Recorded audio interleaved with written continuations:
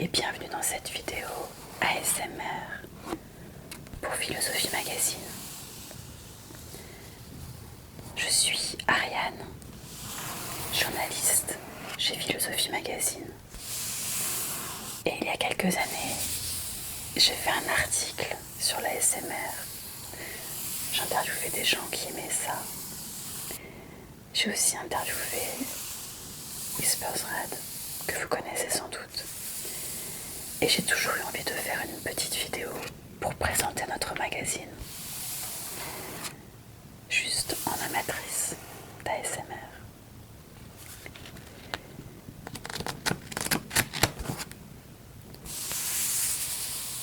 J'aime beaucoup la thématique de notre numéro d'été. Pourquoi se complique-t-on la vie avec le petit bonhomme qui met son parasol alors qu'il y a déjà de l'ombre qui est faite par l'arbre? C'est très symbolique des difficultés qu'on se crée parfois. Sans doute parce que la vie est difficile par essence, mais aussi parce que on a du mal à savoir comment simplifier les choses.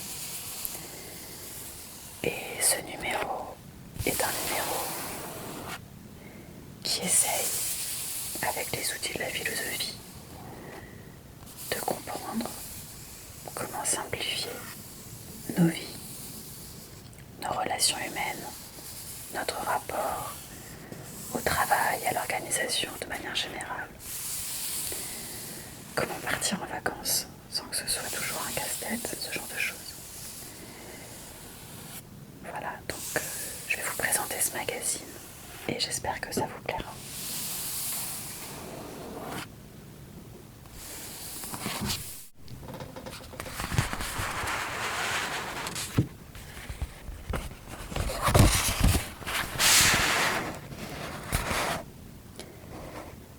Le magazine s'ouvre avec l'édito d'Alexandre Lacroix, qui est directeur de la rédaction de Philosophie Magazine.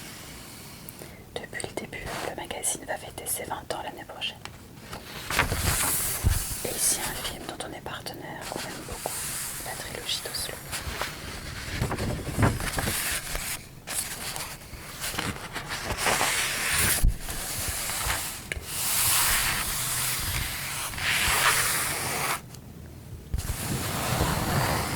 Alors le sommaire présente le journal. Tous les mois, nous avons 4 grandes parties. La première, c'est l'actualité. Écoutez-le. La deuxième partie est une partie existentielle. On essaie de comprendre comment donner du sens à sa vie. Donc on peut. La troisième, c'est le dossier central. Donc ici, pourquoi se complique-t-on la vie? Avec toujours 25 pages environ. Et la dernière est consacrée aux idées et aux livres.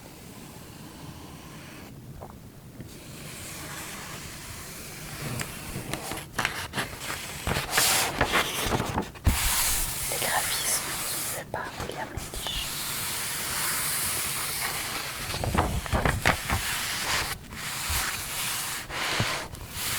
Vous pouvez nous écrire.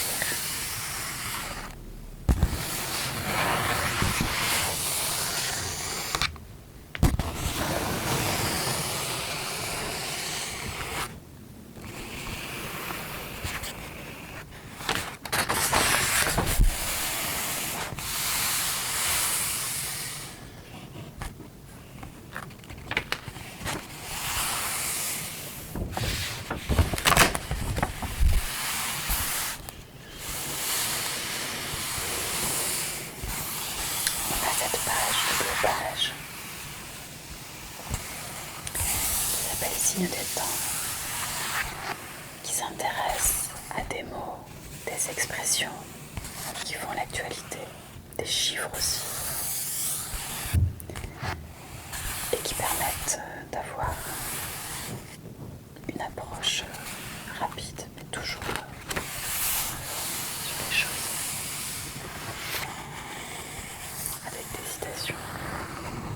Si par exemple on fait dialoguer Kim Kardashian avec René Girard, qui est un philosophe et un anthropologue français.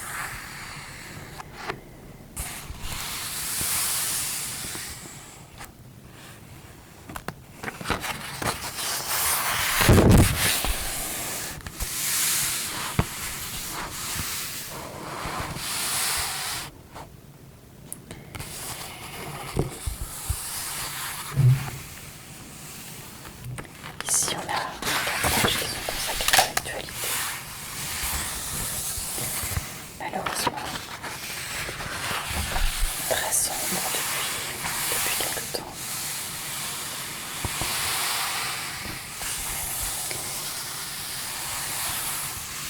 Et là, on a une enquête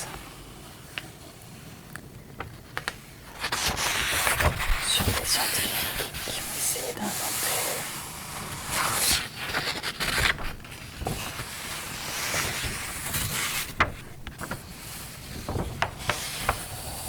des nouvelles technologies.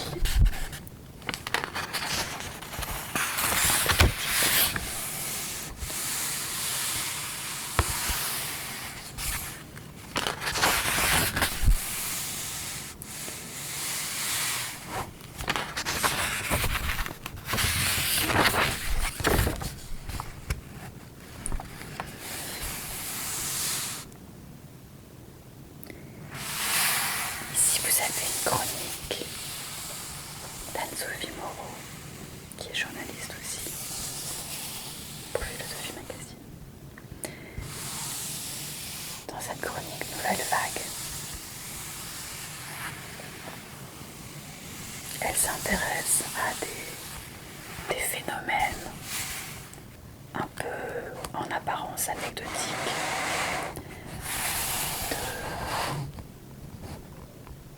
de la société.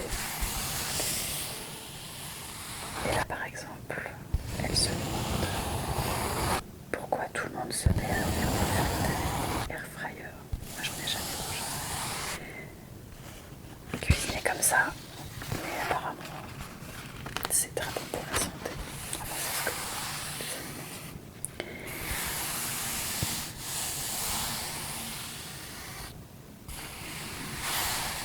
Et alors, la question un peu philosophique derrière, c'est est-ce que une frite faite à l'air fryer, c'est-à-dire avec moins de matière grasse, pas du tout, est-ce que c'est encore une frite? Ou est-ce que le concept de frite ne suppose pas de s'en mettre plein les doigts?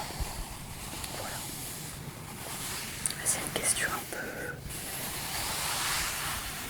de la vie de tous les jours, mais c'est important aussi de savoir un peu dans quel milieu nous englobons à partir de ces petits exemples du quotidien. Et quelle est la nature des choses qui nous entourent. La philosophie, c'est vraiment, pour Schopenhauer par exemple, c'est l'art de l'étonnement. Il dit que l'être humain est un animal qui s'étonne, un animal métaphysique. Et c'est vrai que la mission de notre journal, c'est d'essayer de poser un regard toujours un peu nouveau. On fait du décryptage, évidemment de l'actualité, mais aussi essayer de comprendre, voilà, ce qui se passe au fond et de l'analyser avec des outils de philosophie qui ne sont pas ceux de d'habitude, qui peut-être nous aident à trouver notre place.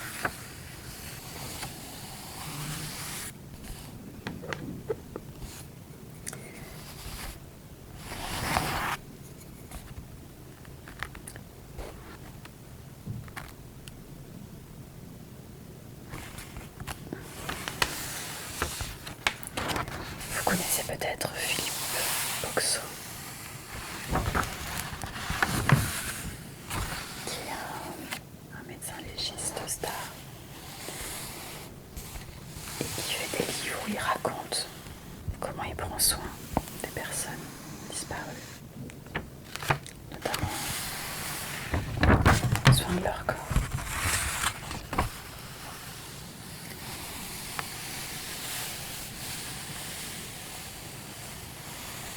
C'est une interview que j'ai beaucoup appréciée parce que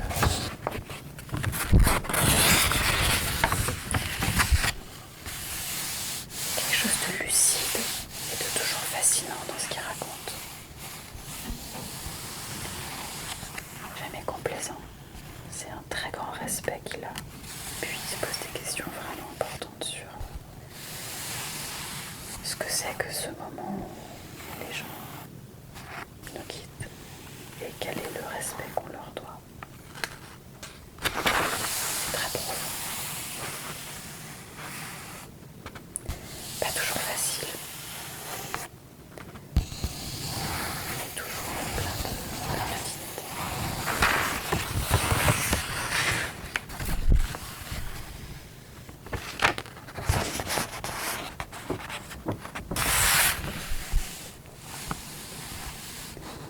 Alors voilà le dossier central, le dossier de l'été. Pourquoi se complique-t-on la vie ?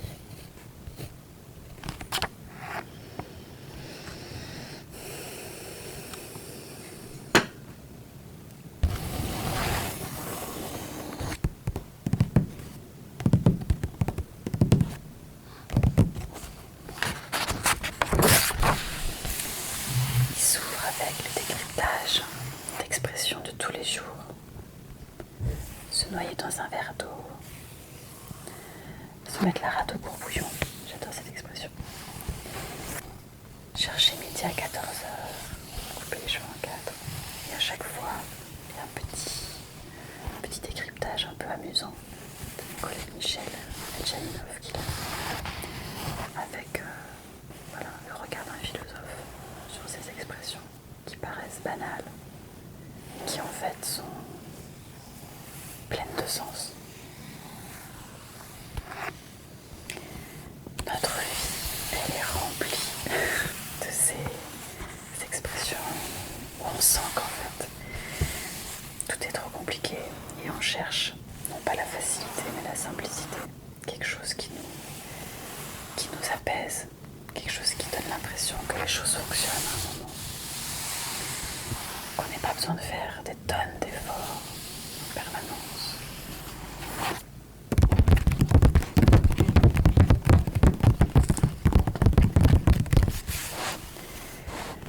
Et ça, eh bien mine de rien, ça s'apprend. L'important c'est de comprendre qu'il ne faut pas complexer parce qu'il arrive qu'on ait des difficultés dans la vie. C'est normal. Une question qu'on se pose dans le dossier, c'est est-ce que la vie est simple à la base? Et c'est nous qui compliquons tout parce que soit c'est difficile de faire autrement, soit on aime la complexité. C'est ce que pense Descartes par exemple.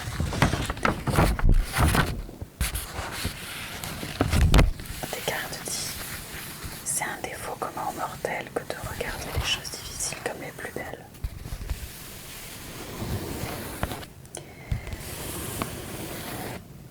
C'est vrai que ce qui nous paraît trop simple, parfois on a l'impression que c'est pas intéressant. Et donc on se fait un peu des nœuds au cerveau aussi, parce que pour des raisons esthétiques. Mais l'autre manière de voir les choses, c'est qu'en fait, c'est pas nous qui complexifions la vie. C'est la vie qui est complexe. Et on passe notre existence à essayer de démêler les choses, de les rendre plus fluides, plus acceptables, plus douces.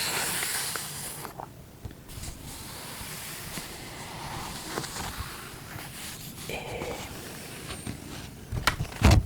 ça, c'est le cahier central, qui est un très bel objet que vous pouvez prendre. Regardez là.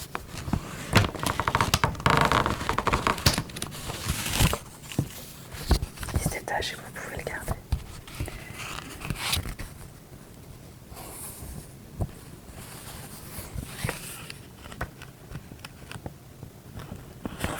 C'est un extrait des Lettres à Lucilius de Sénèque, philosophe stoïcien de l'Antiquité, commenté par un grand connaisseur de la philosophie antique, Pierre Despereil. Tous les mois,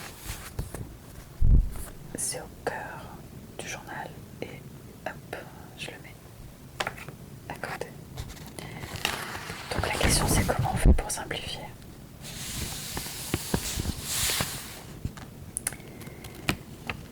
Déjà il faut se connaître, donc on vous propose un test qui est réalisé par Cédric Angelbert. On vous propose un test pour faire votre profil psychologique de simple ou compliqué et hyper sympa.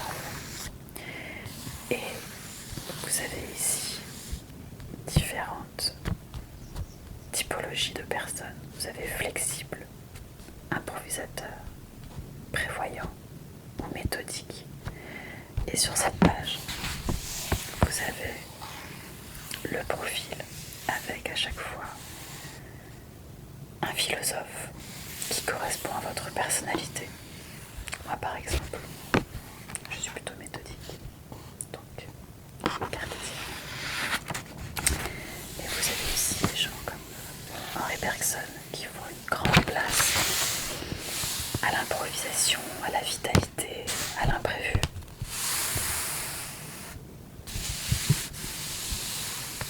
Ou des personnes qui sont plus flexibles avec le philosophe chinois Zhuang. Et enfin les prévoyants qui sont plus carrés, qui pensent qu'on peut vraiment organiser les choses dans le temps, qu'on peut contrôler.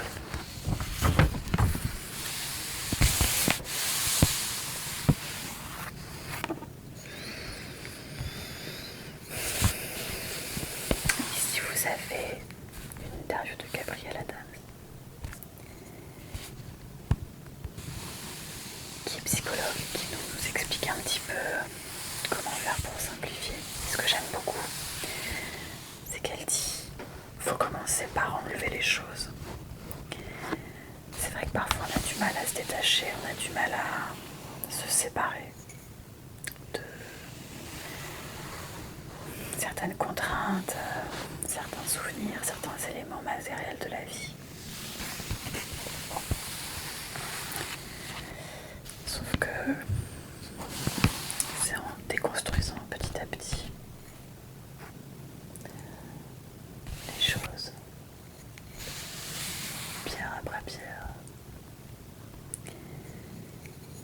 qu'ensuite on peut essayer de reconstruire quelque chose d'un peu plus stable et durable.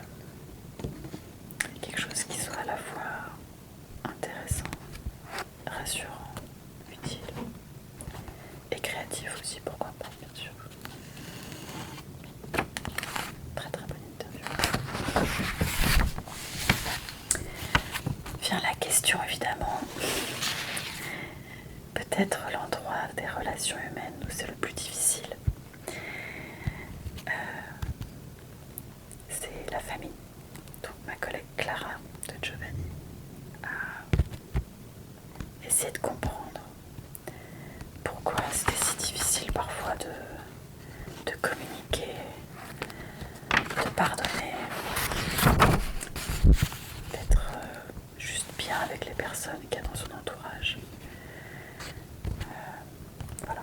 Donc elle interview des philosophes comme Hélène Leuillet, qui s'est intéressée beaucoup à ces questions, notamment la question du voisinage, mais aussi voilà, de qu'est-ce qui fait qu'à un moment on se met à ne plus supporter les autres en fait. Et surtout comment essayer de se... peut-être pas toujours de se réconcilier si c'est trop difficile, mais en tout cas de vivre en bonne entente.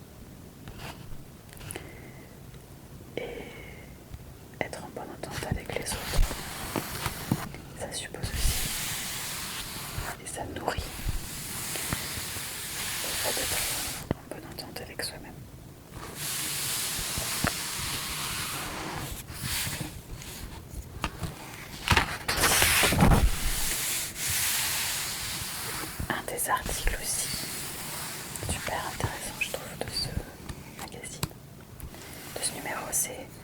dialogue entre Violette d'Orange et Roberto Casati. Violette d'Orange, vous l'avez sans doute vu il y a quelques mois, elle était participante du Vendée Globe, c'était la plus jeune. Elle a été bien classée en plus, donc vraiment bravo à elle. Et c'est vrai qu'on se dit, c'est quand même bizarre cette passion pour le large, parce que tout seul au milieu de l'océan, toute seule, pendant 2 mois, 3 mois, c'est quand même vraiment pas une manière de simplifier la vie du tout, quoi. Et voilà, et donc on vient discuter avec un philosophe qui a écrit Philosophie de l'océan. Et ensemble, ils essaient de comprendre déjà ce que ça fait, cette expérience de la solitude, de l'épreuve, de la course. C'est vraiment assez singulier comme dialogue, très intéressant. Et puis, voilà, essayer de comprendre pourquoi on peut avoir un intérêt pour ce complexe, toute la technologie qu'il peut y avoir, évidemment les aléas météo, trouver la meilleure route, etc. Et puis c'est vrai qu'il y a l'idée de performance, qui est aussi une notion qui nous porte. C'est bien d'avoir envie de faire des choses, de se dépasser, de faire des choses un peu incroyables. Mais ça suppose de savoir comment s'y prendre, tout simplement. Donc de beaucoup expérimenter, d'être bien préparé. Et c'est d'une certaine manière ce qu'elle fait elle dans la vie sur le Vendée Globe. Ça peut paraître exceptionnel, mais il y a des outils aussi qu'on peut utiliser pour essayer de comprendre comment l'appliquer à nos vies. Comment faire en sorte de gagner confiance en soi, par exemple. D'être paré en cas de problème. Les imprévus arrivent dans la vie toujours. Parfois pour le mieux, parfois pour le pire, ou pour en tout cas du moins bien.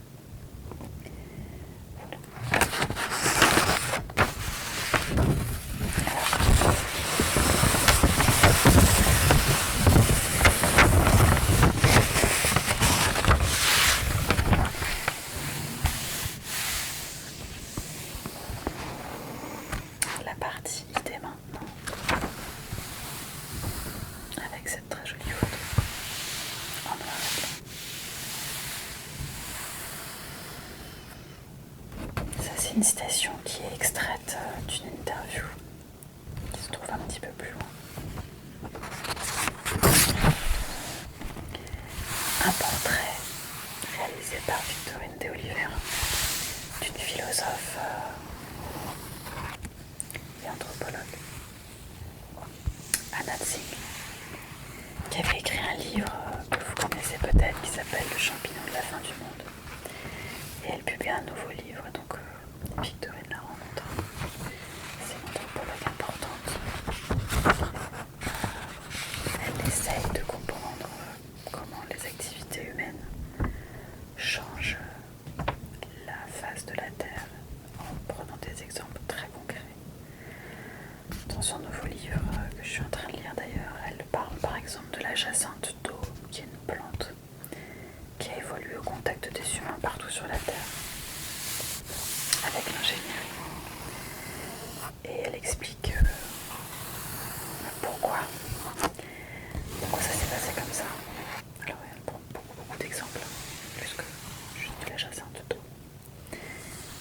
Mais elle essaye de montrer comment est-ce que les choses peuvent éventuellement retrouver un peu de raison, on peut dire, dans un monde qui en a perdu et qui est très déséquilibré, qui est en danger, tout simplement. Donc elle a un point de vue évidemment écologiste et féministe sur la question. Elle s'intéresse aux populations locales, souvent autochtones, pour essayer de comprendre quels sont les savoirs que ces personnes peuvent nous apporter. Pour essayer de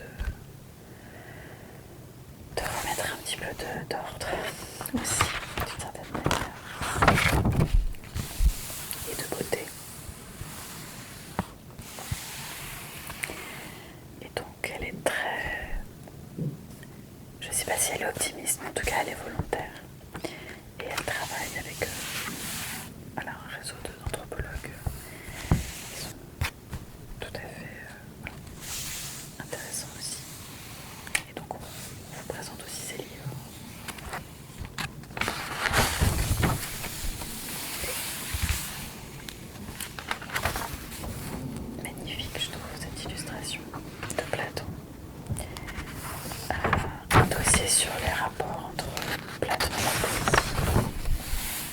pas trop les poètes, bizarrement. J'essaie de comprendre pourquoi. Je sais pas si vous lisez encore beaucoup de poésie, mais j'en ai lu quand j'étais plus jeune, puis le temps manque.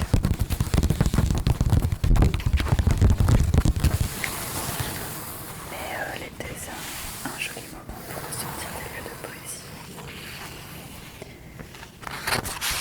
La plage ou à la montagne.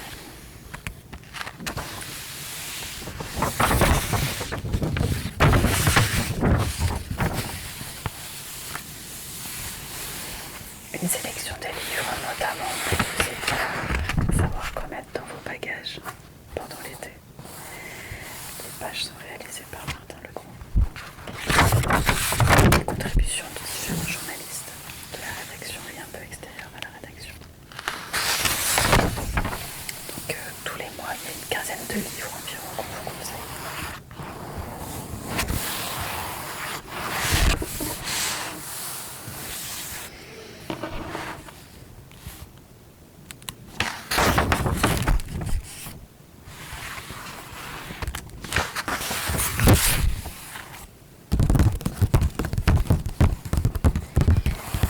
On est déjà à la page 90.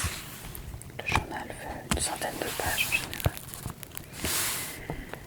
Pour le mensuel, on a aussi des hors-séries, mais là c'est un mensuel. La page consacrée aux arts. Donc toujours 3 œuvres, une exposition, souvent théâtre et cinéma.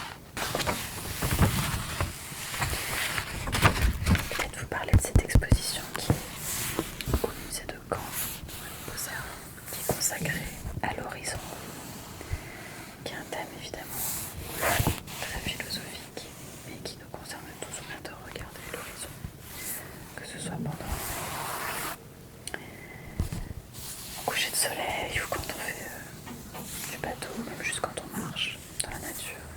On regarde au loin et puis on se dit, voilà, il y a cette ligne qui partage le ciel et la terre. Nous sommes ici. On est à la jonction entre les deux et en même temps l'horizon ouvre toujours symboliquement un avenir, une perspective, quelque chose qui est très très loin de nous, qui peut faire peur mais qui aussi peut être une promesse de nouveauté, une promesse de bonheur. Et l'exposition montre, Cédric le dit très bien, que l'horizon c'est quelque chose qui naît aussi visuellement en fait dans la peinture à la Renaissance, avec la modernité. Tout ça est lié d'une certaine manière. Voilà, c'est une petite réflexion que je trouve très chouette. Nous avons l'agenda après cette chronique que j'aime beaucoup de Chiara Pastorini, qui est sur les enfants. C'est des enfants qui posent des questions philosophiques avec des remarques pareilles de la vie de tous les jours. Très sympa. La bande dessinée d'Anouk Ricard, qui vient de recevoir le grand prix au festival d'Angoulême. On est très fiers qu'elle fasse cette chronique depuis maintenant presque 2 ans dans le journal. Toujours très drôle, moi j'aime énormément les petits personnages absurdes. Avec un enseignement philosophique.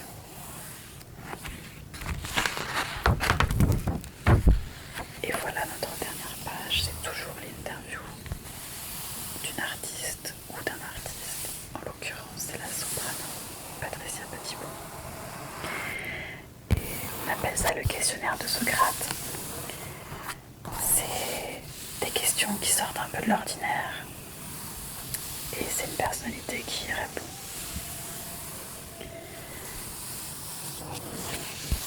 C'est une manière de connaître voilà, ces personnalités qui nous accompagnent au quotidien, de les voir un peu différemment, de les découvrir aussi bien souvent, parce qu'elles parlent de leurs préférences, de leurs souvenirs, de leurs émotions. Et c'est toujours sympa à lire.